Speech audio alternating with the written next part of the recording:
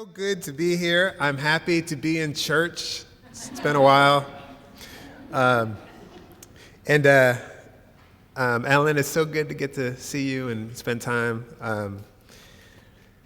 I'm going to read to you a little bit, maybe from this Bringing the Shovel Down book, but mostly from this catalog book. But I want to read also, I'm writing these things called delights. They're short essays, little mini essays, and you know, they're like about a thing that I see in the day that delights me. I don't know. Seems like a good thing to write about. So I was walking out of the, I'm going to start with one because it ends with the word amen. I don't have the word amen in many of my poems, so I hope you'll be patient with me. So I was walking out of the, well, whatever. It's called Lily on the Pants. I wrote this November 25th, 2016. They're all dated. I try to write one a day, one delight a day.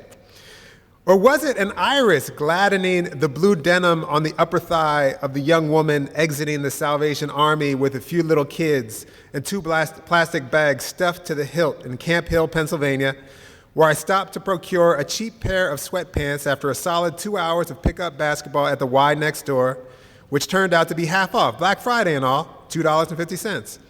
I always mix them up.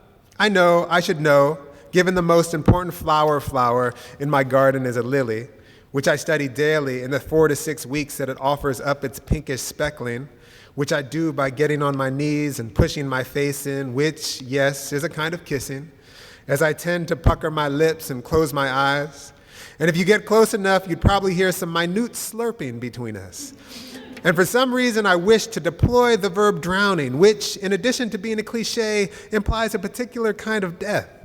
And I will follow the current of that verb to suggest that the flower kissing, huffing, if you will, the moving so close to another living and breathing thing's breath, which in this case, the case of the lily my mom and I planted 6 years ago, will in fact kill you with delight, will end the life you had previously led before kneeling here and breathing the breathing thing's breath, and will resurrect you too.